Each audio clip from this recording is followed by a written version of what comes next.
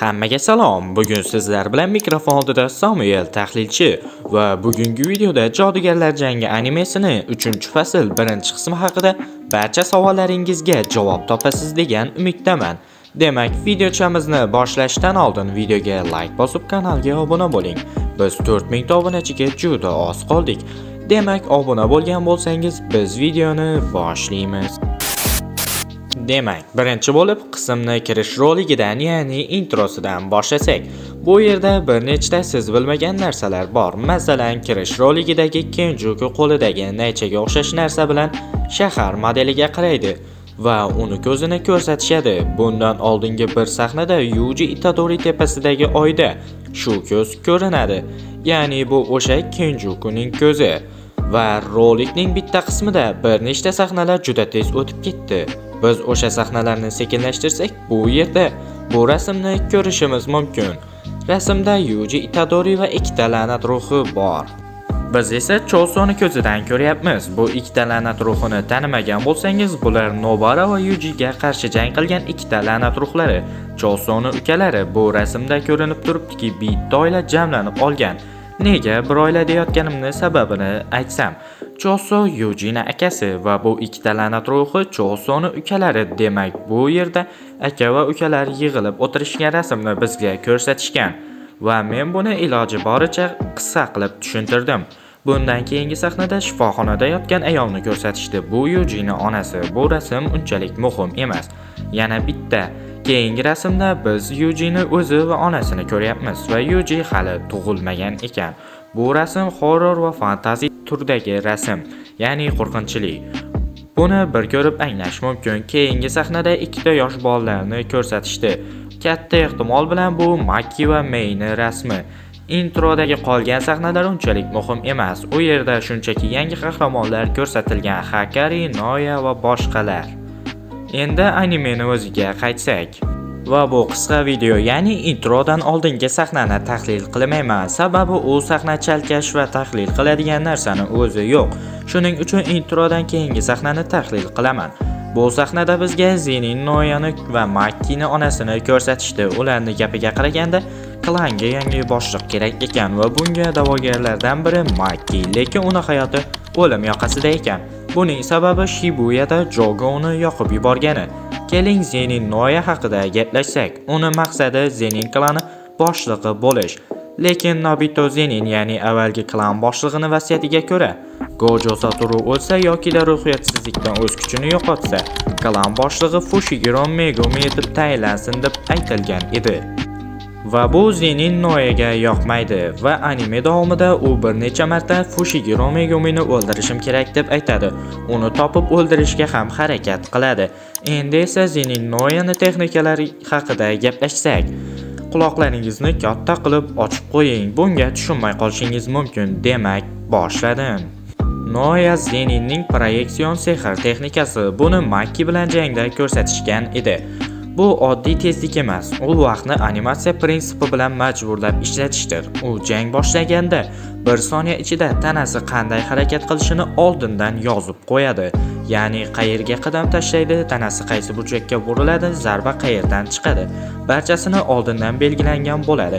Bundan keyin uning tanasi shu yozilgan harakatlarni 1 soniya davomida 24 ta juda kichik bo'lak harakatlarga bo'lib bajaradi. Natijada u tashqarida qaraganda go'yoki g'oyib bo'lib paydo bo'layotgandek yoki teleport qilayotgandek ko'rinadi. Aslida u shunchaki inson imkoniyatidan tashqari tezlikda uzluksiz harakat qilayotgan bo'ladi. Bu texnikaning eng xavfli joyi, u boshqalarga ham majburan shu qoidani yuklay oladi. Noya kimnidir tekkizgan zahoti u odamni tanasi ham xuddi shunday tizimga tushadi. U ham 1 soniyani 24 ta kadr bo'yicha harakat bilan o'tkazishi shart bo'ladi. Lekin oddiy odam yoki jangchi bunday aniq fizik jihatdan to'g'ri mikro harakatlarni rejalashtira olmaydi.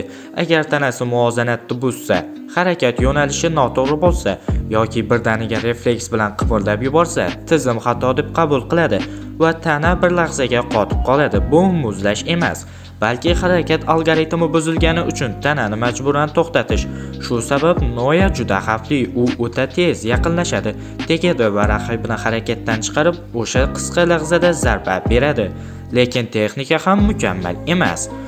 U harakatni oldindan belgilagani uchun o'sha bir soniya ichida yo'nalishini o'zgartira olmaydi. Agarda rejasini buzadigan darajada kuchli zarba yesa yoki raqib uni ritmini tushunib olsa, u ochiq qoladi. Demak, Noya kuch bilan emas, vaqtni bo'lib tashlab, harakat qoidalarini majburlash orqali jang qiladi. Uning butun ustunligi shu mexanikaga tayanadi. Endi kelgan joydan davom ettirsak, Noya Zeninni kichik xonaga olib kelishadi va unga aytishadi: "Otang yarim o'lik holatda, sen qayerda yuribsan?" deb.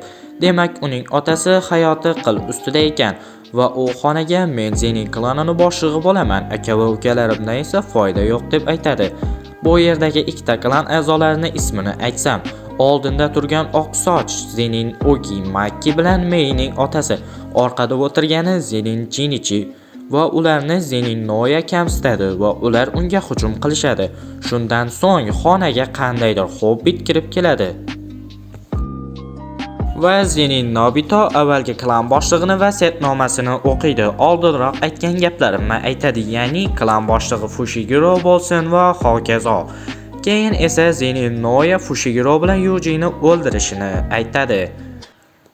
Keyin esa Tokio maxluqlar makoniga aylanganini ham aytadi. Nega Tokio maxluqlar makoniga aylandi degan savollar bo'lsa, javob beraman. Bunga birinchi sabab Gojo Satoru'ning muhrlanishi. Gojo Satoru muhrlangandan keyin la'nat ruhlariga qarshi jang qiladigan asosiy kuch bo'lmaydi va buni bilgan la'nat ruhlari ochiqchasiga chiqib ko'payishni boshlaydi. Ikkinchi sabab Kenjoku. U odamlarning ichidagi la'nat energiyasini uyg'otadi. Natijada oddiy odamlar yarim la'nat ruhlari va maxluqlarga aylana boshlaydi.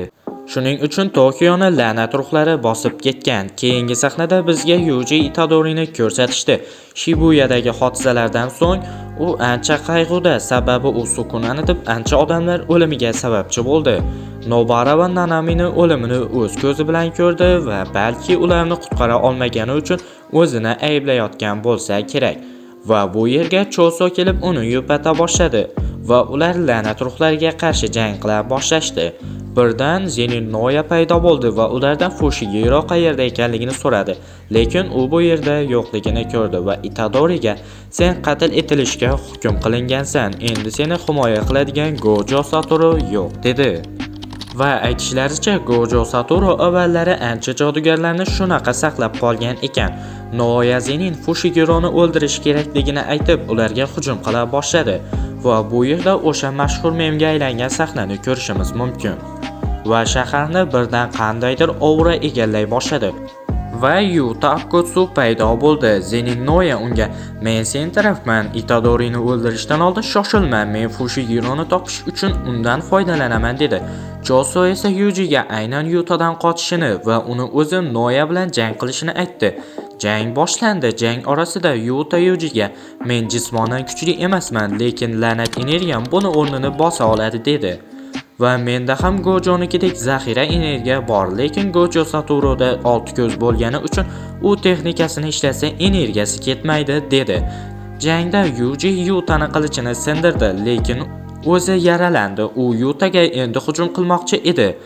Lekin Yuta Rikadan foydalandi. Rika Yujini ushlab turdi. Yuta esa uni yuragiga qilinch sanchdi. Va animening birinchi qismi shu yerda tugadi. Agarda shu video 500 ta like yig'sa, ikkinchi qismini ham tahlilini chiqaraman. Videochamiz yoqqan bo'lsa, videoga like bosib, kanalga obuna bo'ling. Shu bilan hammangizga xayr.